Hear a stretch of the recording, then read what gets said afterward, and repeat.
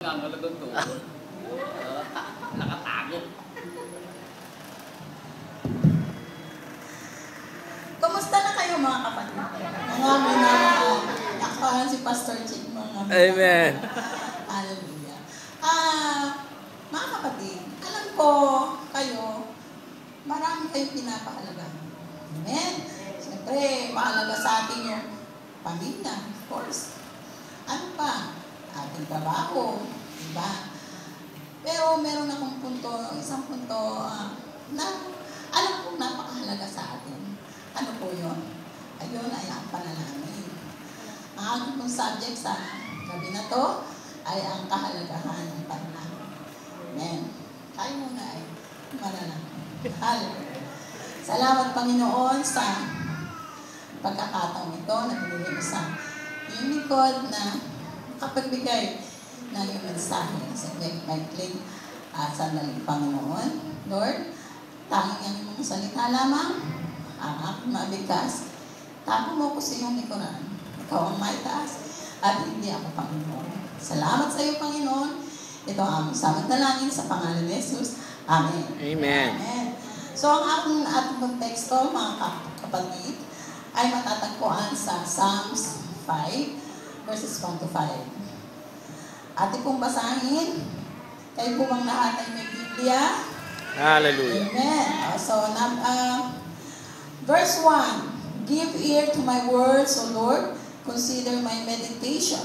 Verse 2. Hearken unto the voice of my cry, my King and my God. For unto thee will I pray. 3. My voice shalt thou hear in the morning, O Lord. In the morning will I direct my prayer unto thee, and will look up. For thou art not a God that hath pleasure in wickedness, neither shall evil dwell with thee. The foolish shall not stand in thy sight. Thou hatest all workers of iniquity. Mapapansin niyo mga kapatid, sabi dito, give ear to my words. Diba tayo? Pag gusto natin, pag tayo may kinakausap, hindi tayo bigla na lang, kung gusto natin mapakinggan ang ating mga sinasabi. Diba sinabi, uy, pakinggan mo ako. Bisan sa tatay natin, ginaganon pa natin yung kanyang pantalang, tatay, pakinggan mo ako. Kasi gusto nating ipaalam sa ating Panginoon na importante sasabihin natin sa Kanya. At ito, mga kapatid, sa umaga pa lamang, sa pagdilat niya ng ating mga mata, dapat ang iniisip natin ang Panginoon natin. Kasi, nandoon yung kahalagahan ng tayo ay makinig sa Panginoon. Nandoon ang kahalaga ng prayer. Bakit? Dahil doon, sa oras na yon, tayo ay dapat manalangin. Naranasan niyo na ba mga kapatid? Na minsan nananalangin tayo, hindi tayo makapagsalita. Minsan umiiyak lang tayo. Tatandaan ko dati, nung may problema, umiiyak na ako. Nung may problema tayo, iyak lang tayo, iyak. Kasi naiintindihan ng Panginoon yung iyak natin, yung cry lang, abot sa Panginoon. Abot yung nasa puso mo, yung cry mo. Pasensya ng mga kapatid. Naintindihan ng Panginoon.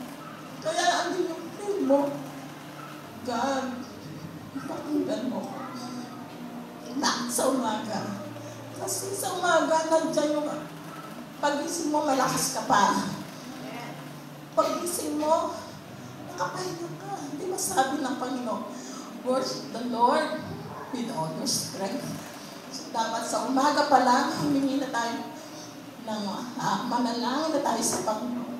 Yun ang pinupunto dito sa ating verse 1. Hear the voice of my cry, my King and my God. Bakit my King and my God? My God kasi, ang Panginoon, Diyos natin siya. Hindi tayo alien sa Panginoon. Kasi surely God will hear us. Kasi alam na tayo eh. Hindi tayo alien sa Panginoon. Hindi tayo stranger. Surely because He is our God. He is tayo ay Kanyang mga anak, di po ba? Ang mga tatay, lagi nilang ang boss ng mga anak niya ay yun sa music sa kanilang ears. Kaya, mga kapatid, ganito. Number 1, huwag tayong makalimot na manalangin sa Panginoon. Ang Panginoon, naghihintay sa atin. Sabi ng Panginoon, mag-uumana na, mananalangin na aking anak. Ano kaya ikay papanalangin? So, huwag natin kalimutan yun. Manalangin, sa pagdilat pa lang ng ating mata, manalangin tayo. Amen. Amen? Bakit po, my King? Di ba si David, ang dadaan sa isang estado, di ba ang King will hear the plea of his people? Kaya din ang aking Panginoon. Kailangan niya marinig ang panalangin ng kanyang mga anak. How he loves his child. Amen po ba? Amen. At tapos, ang sabi dito, for thou art a God that hath pleasure in wickedness, neither shall evil dwell with thee. Ang panalangin dito ng David, actually alam ko ito isang kanta. Ang ngunit ang panalangin ng David, tayo may different agenda sa Panginoon, ba't tayo nananalangin? That is to get answers. Pero ganito mga kapatid, si David, sinasabi niya, ang mga kaaway niya, parang ay pinuputo niya dito. Mga kaaway ko, Panginoon, mga salbahe. Dapat kami gawin sa kanila. Ganoon mga kapatid. Ngunit tayo, as we approach the presence of the Lord, kailangan tayo magpalinis ng ating sarili. Hindi naman sinasabi ko mga kapatid na siting tumagal lang tayo during the day, kailangan magsisin tayo, nagkawa tayo ng kasalanan. Tapos, anyway naman sa morning, hindi tayo nagtawag. Hindi naman mga kapatid. Gusto na Panginoon that we delight ourselves to Him. Kung pwede, every second of our lives. Diba? If we delight ourselves unto Him, He will give the desires of our heart.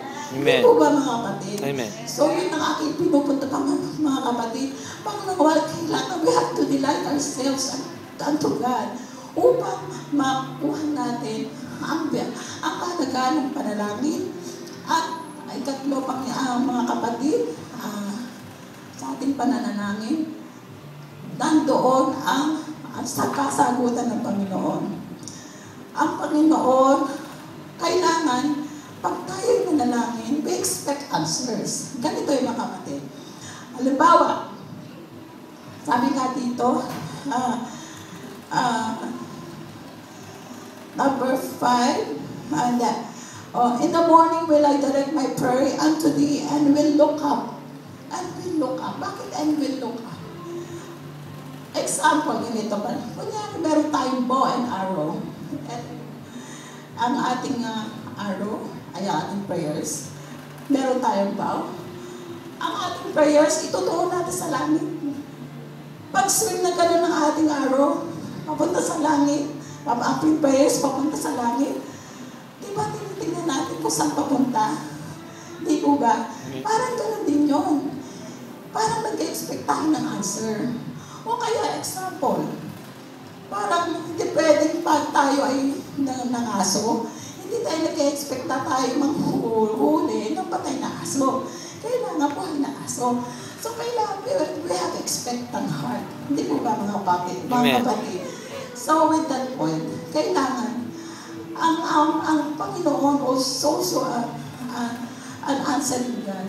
He's not only a prayer-hearing God, He's not only a sin-hating God, He's also an answering God. Amen. Ito ang kahalaga ng prayer.